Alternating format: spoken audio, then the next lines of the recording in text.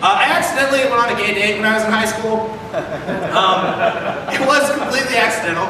I was smoking pot at an outdoor-free reggae concert, which is usually how it happens. And I was talking comic books with this dude, passing a joint back and forth. He was like, "Hey man, you want to go to the movies tomorrow night?" I was like, "Fuck yeah, I'd love to go to the movies tomorrow night." He's like, "Cool, I'll pick you up at 8. And I was like, "Hell yeah, none of my friends are cool enough to be a designated driver." That's all I thought of, yeah. He picked me up from a house. We drove to the pizza place, or he picked me up. He's like, "Hey, do you want to get some food before the movie? It's not for an hour." I was like, "Yeah." Took me to get pizza. He opened my door. It's like he unlocked it, walked around the car. I got in. I reached over. I unlocked his door for him because I'm not a selfish broad. If you've seen A Bronx Tale. And I thought I was just being a good friend. I just imagined him seeing that, and as he's walking around the car, just like, "Oh, I found a keeper." We got to the pizza place, he paid for the pizza, he paid for the drinks. I was like, maybe he's got a rich dad, this is cool, right? You know, we had a lovely conversation over dinner, talked about comic books and movies we really liked. He had really deep opinions on Crisis on Infinite Earths too, and if you don't know what that is, that's your problem. It was beautiful, it was a deep emotional connection, you know? We got to the movie, he paid for the movie. It was starting to make me a little uncomfortable. I was like, "Hey man, I have money," and he was just like, "Don't worry about it." Talked during the commercials and shit. The trailers roll, the lights go down, and he put his hand on my hand, and I immediately was like, I have completely misread the situation.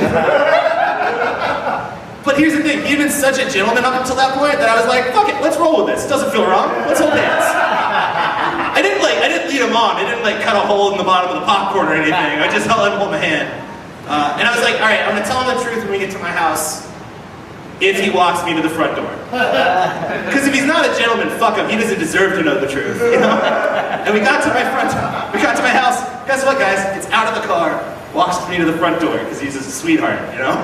And we're standing at the front door, and I was trying to figure out how to tell him, but what he saw was me, nervous and sweaty, doing this.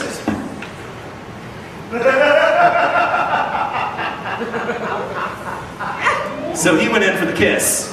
And I was so worried that he would look at me like a homophobe that I was just like, fuck it, let's kiss this dude. And we smooched. And I felt like his stubble pressing to my lips, and his mouth part just a little bit. And I closed my eyes, because it's like, you're gonna do it, you're gonna do it. And I was just immediately like, not gay, not gay, not gay, not. No. And I just stepped back and I was like, hey man, I have to tell you, to be honest, you've been amazing. I loved the conversation we had tonight. You've been an incredible companion tonight. But I didn't realize that we were on a date, and I didn't mean to lead you on. Here's $15. I feel real bad about you paying for anything. And when you put your hand on my hand in the movie, I didn't say no because it didn't feel wrong. When you kissed me, it didn't feel right. And I just want to say, and I'm not saying it's not right, not right, not right. You know, some people don't like Caesar salad. I love Caesar salad, not for everybody. Anyway, what I'm saying is we're gonna be friends. I'm just kidding. I told him I was moving in 3 weeks. I was 16. How fucking brave did you expect me to be? I will say this. I married my high school sweetheart. And it wouldn't have been because of, or it wouldn't have happened, I don't think, if it wasn't for that date. Because to this day, that man is the standard I hold every woman to. So, my name's John. Have a good night.